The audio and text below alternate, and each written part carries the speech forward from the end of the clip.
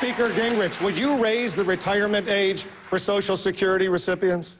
No, not necessarily. But let me start with, I'm not particularly worried about Governor Perry and Governor Romney frightening the American people when President Obama scares them every single day.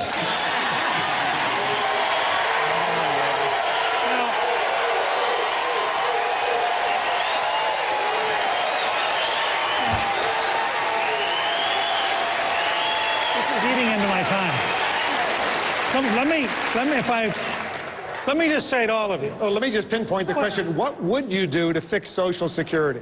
Okay, but can I also expand for a second? Because that was not a rhetorical joke.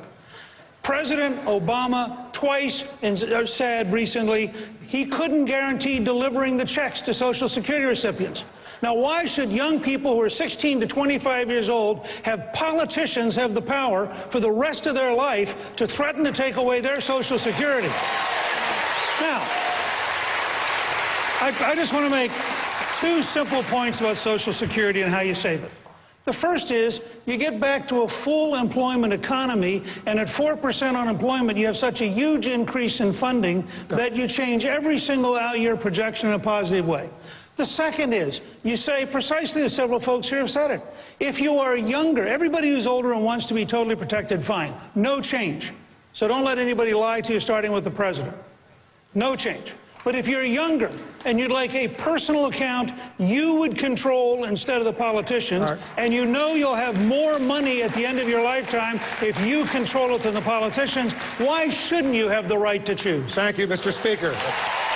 How do you do that? How do you protect seniors, balance the budget? So much of the budget goes for defense and entitlements like Social Security, Medicare.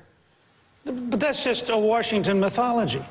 And anybody who knows anything about the federal government knows that there's such an enormous volume of waste that if you simply had a serious all-out effort to modernize the federal government, you would have hundreds of billions of dollars of savings falling out. Let me say, I helped balance the budget for 4 straight years. So this is not a theory. Rick and I were working together on this. This is not a theory. You voted for it. So we can balance the federal budget. But let me start with, all of you should go to Strong America Now, which is a group that believes if you modernize the federal government, you save $500 billion a year. Now, check and see whether the super committee of 12, in their august power, is willing to sit down with that group and actually learn how to be smart rather than cheap, and actually modernize the federal government. One example. The federal government is such a bad manager of money that somewhere between $70 and $120 billion a year in Medicare and Medicaid is paid to crooks. We wrote a book several years ago called Stop Paying the Crooks. I thought it was pretty obvious, even for Washington. So I would start to balance the budget by stop paying the crooks, not by cheating honest Americans. Speaker Gingrich, some of the biggest companies in the United States, the oil companies, they get, I guess what some would call government handouts in the form of tax breaks, tax exemptions, loopholes. They're making billions and billions of dollars. Is that fair? You know, I thought for a second you were going to refer to General Electric, which has paid no taxes. You know,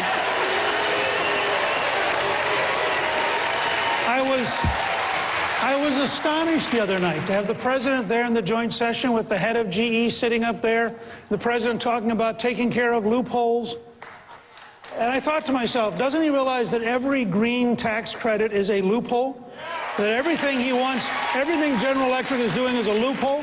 Now, why did we get to breaks for ethanol, breaks for oil and gas, et cetera? We got to them because of this idea which the young man just represented. If we make it possible for you to keep more of your own money, you will do more of it. We have a simple choice. We can depend on Saudi Arabia, Iran, Iraq, Venezuela, or we can encourage development in the United States of manufacturing, as Rick said. We can encourage development of oil and gas. We can do it by saying, we're going to let you keep more of your money if you create more of what we want. I'm for an energy-independent America, and that means I favor people who create energy. But I just want to follow up, Mr. Speaker. If you eliminate some of those loopholes, those exemptions, whether for ExxonMobil or GE or some other companies, there are those who argue that is, in effect, a tax increase, and it would violate a pledge that so many Republicans have made not to raise taxes. Yes, a lot of people argue that. They're technically right. which is why I'm cheerfully opposed to raising taxes. This government, we have a problem of overspending. We don't have a problem of undertaxing. And I think that it would be good for us to say, we're not going to raise any, which is why I'm also in favor of keeping the current tax cut for people who are working on Social Security and Medicare. I think trying to raise the tax on working Americans in the middle of the Obama depression is a destructive policy. So I don't want to have any tax increase at any level for anyone. I want to shrink government to fit income, not raise income to try to catch up with government. Let's take a question from Twitter. Do you plan to decrease defense spending to balance spending, or do you believe high spending is essential to security? Speaker Gingrich. I think we are at the edge of an enormous crisis in national security. I think that we are greatly underestimating the threat to this country. And I think the day after we celebrated the 10th anniversary of 9/11, we should be reminded exactly what is at stake if a foreign terrorist gets a nuclear weapon into this country. We have failed for a decade to deal with North Korea. We have failed for a decade to deal with Iran. The developments in Egypt and Turkey are much more dangerous than anybody is looking at in this country. And I think we need, frankly, to ask for a very serious national dialogue. I'd like to see both the House and Senate right now holding hearings on 3 levels of security. What do you do in Mexico, where there's a civil war underway next door to us? What do you do in the Middle East, where we have totally underestimated the scale of the threat? And what do you do about our national domestic industrial base, which is crucial if we're going to be competitive with China? All 3 of those are a major threat to us. Let me bring Speaker Gingrich into this conversation. Jobs, jobs, jobs. All of us who covered you when you were Speaker and you worked together with President Clinton at the time, you compromised, he compromised, you got things done. There was a budget surplus for as far as the eye could see. If you were president, would you work with the Democrats, assuming they were the majority in the House or the Senate? Would you compromise with them on some of these gut issues?